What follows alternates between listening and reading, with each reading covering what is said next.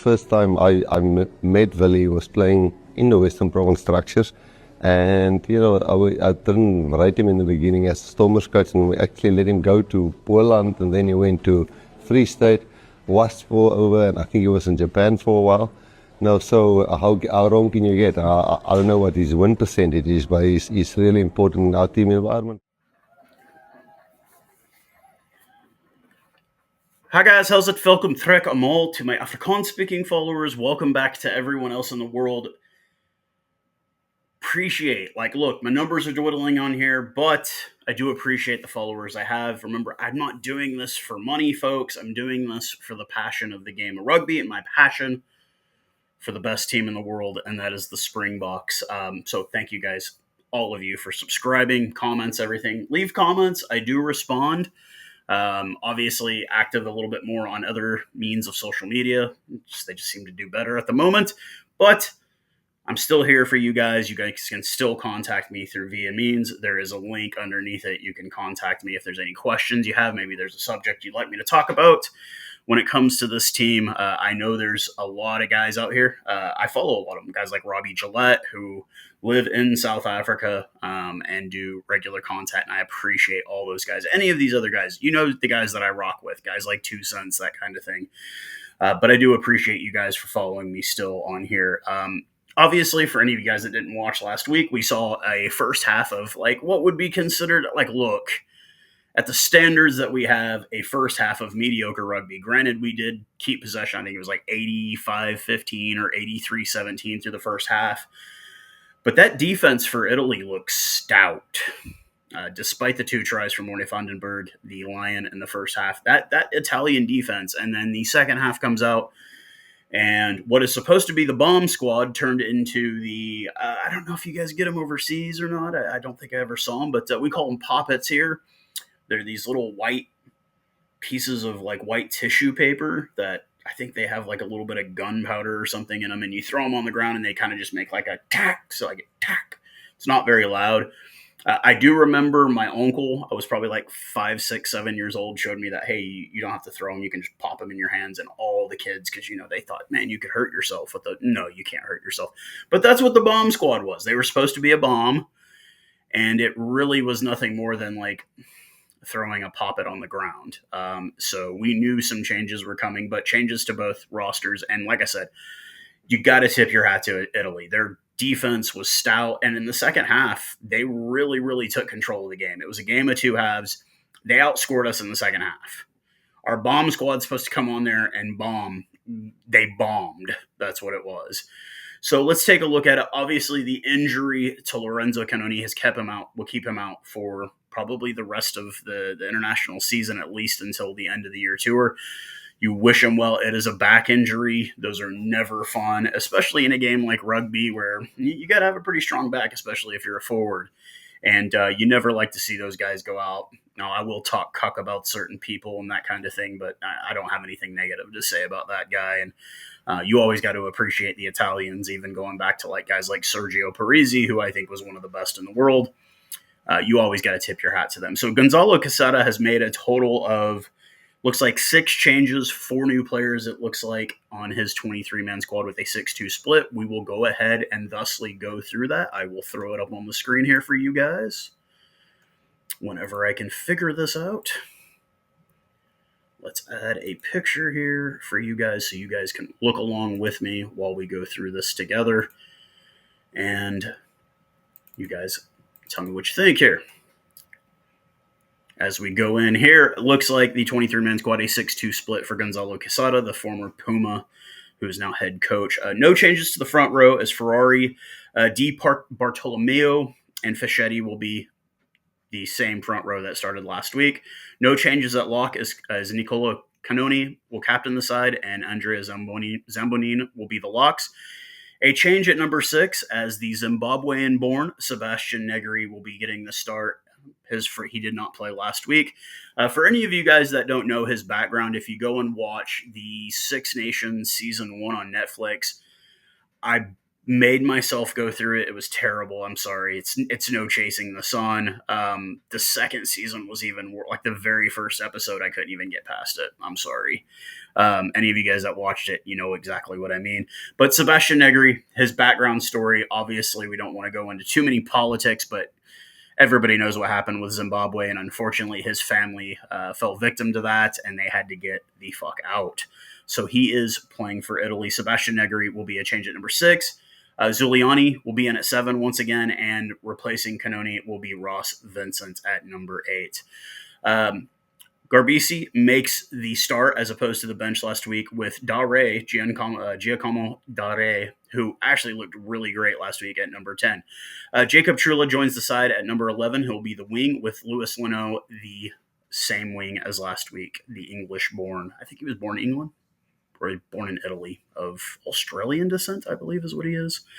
Marco Zanon and Menesello will be the exact same center pairing, and Bologna gets the start. Mirko Bologna gets the start at number 15. Once again, a 6-2 split off the bench.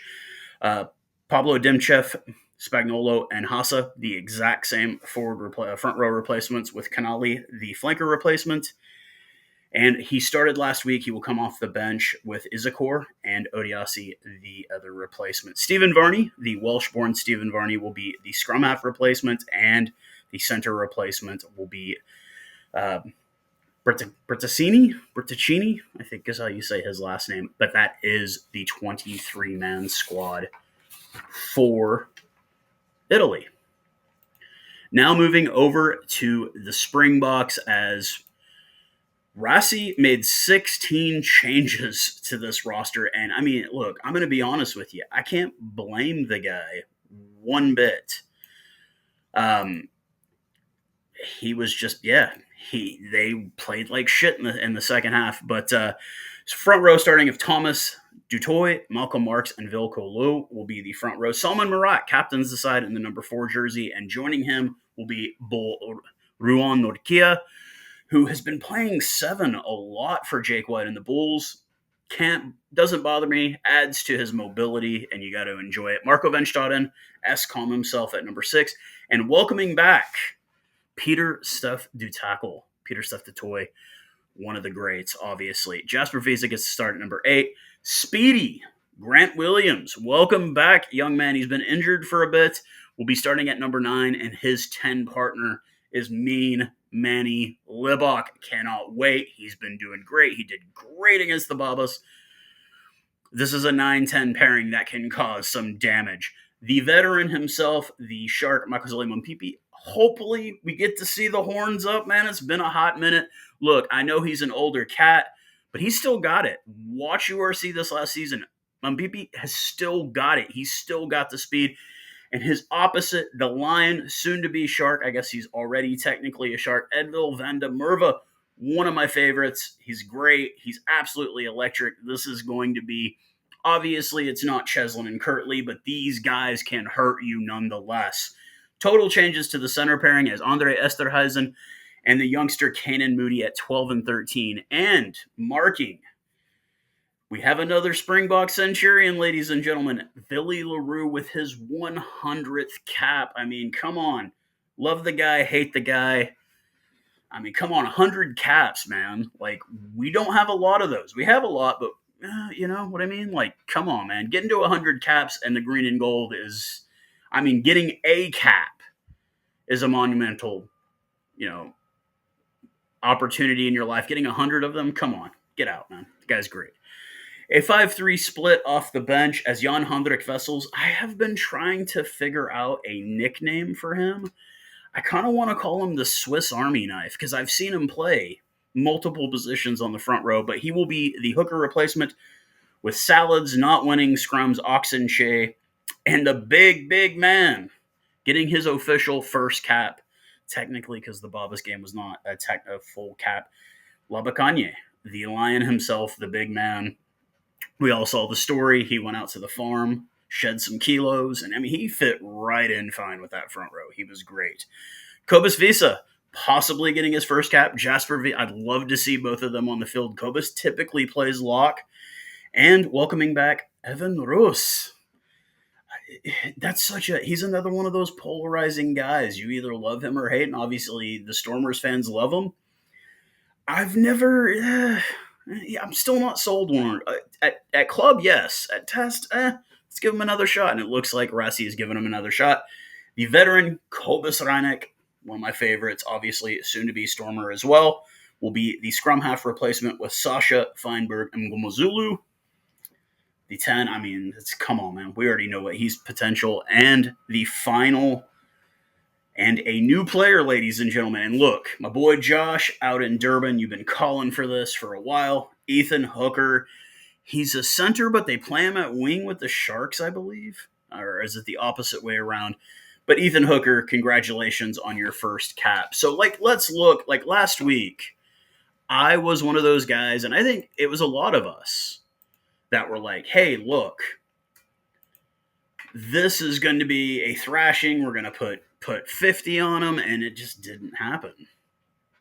We fell apart in the second half. Rassi saw that, made the changes. Do I think this is another potential? Yes, it is. It is.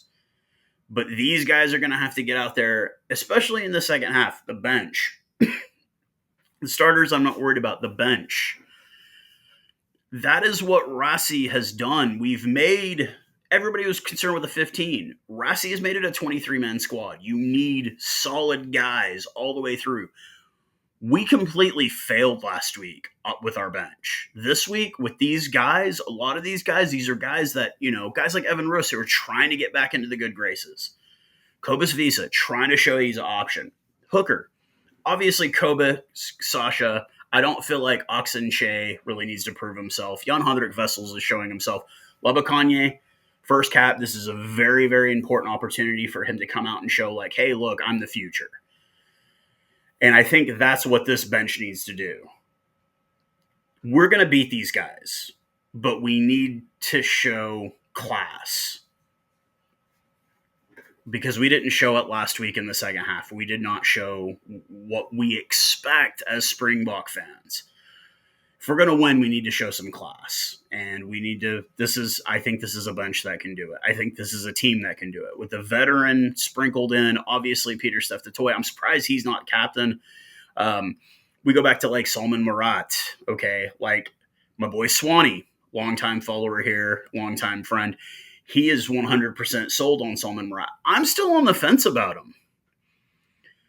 When we think of our premier locks, we obviously think of guys like Eben Etzebeth, that goes without saying. Franco Mostert, Sus.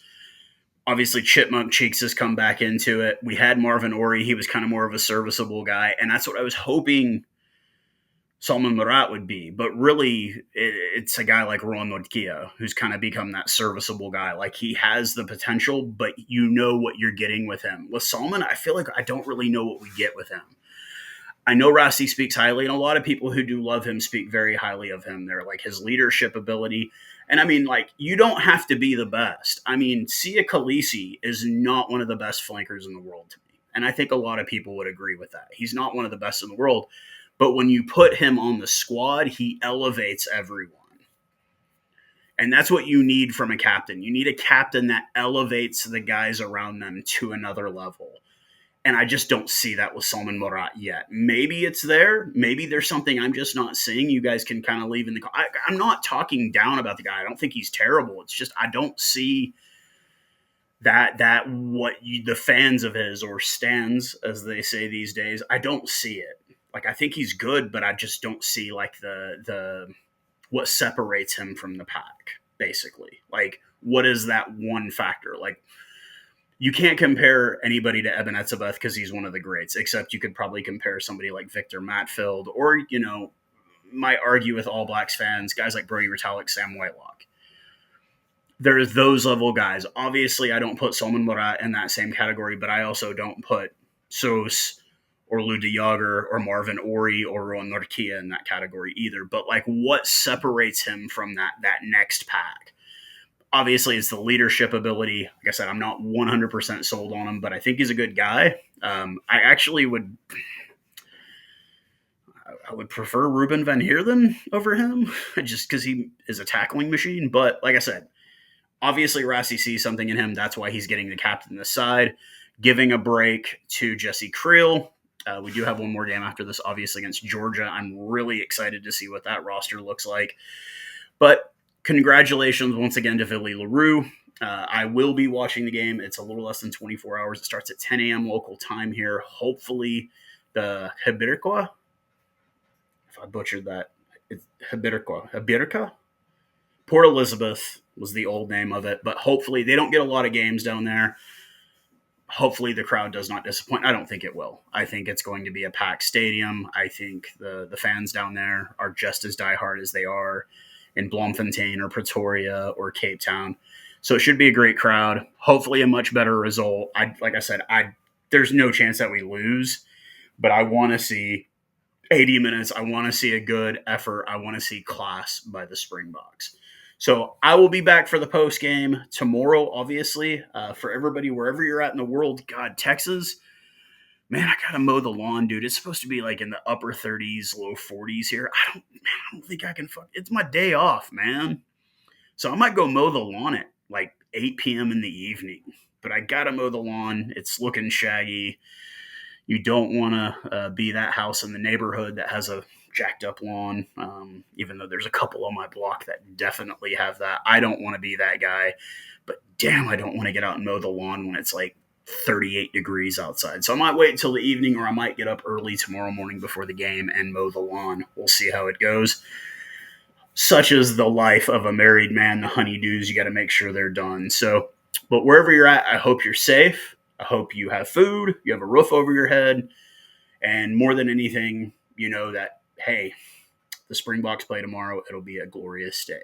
So I'll see you guys tomorrow, and cheers.